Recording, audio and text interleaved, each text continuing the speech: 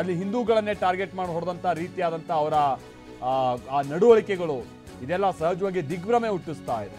ಪಹಲ್ಗಾಮ್ನಲ್ಲಿನ ಉಗ್ರರ ದಾಳಿ ಅತ್ಯಂತ ಖಂಡನೀಯ ಅಂತ ಲೋಕಸಭಾ ವಿಪಕ್ಷ ನಾಯಕ ರಾಹುಲ್ ಗಾಂಧಿ ಖಂಡನೆಯನ್ನ ವ್ಯಕ್ತಪಡಿಸಿದ್ದಾರೆ.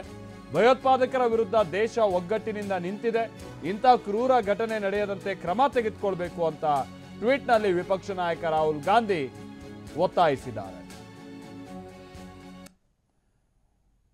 ಸೊ ಇದು ರಾಹುಲ್ ಗಾಂಧಿ ಅವರು ಈ ಭಯೋತ್ಪಾದಕ ಕೃತ್ಯವನ್ನ ವಿರೋಧಿಸಿ ಮಾಡಿರುವಂಥ ಟ್ವೀಟ್.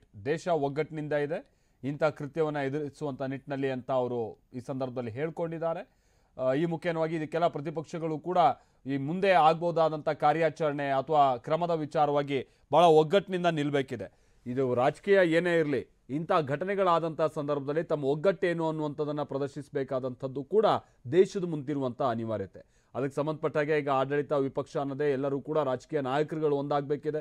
ಇದರ ವಿರುದ್ಧವಾಗಿ ಬಹಳ ಕಠಿಣ ಕ್ರಮ ಕೂಡ ಆಗಬೇಕಿದೆ. ಆಮೇಲೆ ವಿಚಾರ ಅಂತಂದರೆ ಇದು ಯಾವ ಉಗ್ರ ಸಂಘಟನೆ ಏನು ಎತ್ತ ಅನ್ನುವಂಥದ್ದು ಕೂಡ ಬಹುತೇಕ ತಿಳಿದಿರುವಂಥದ್ದು.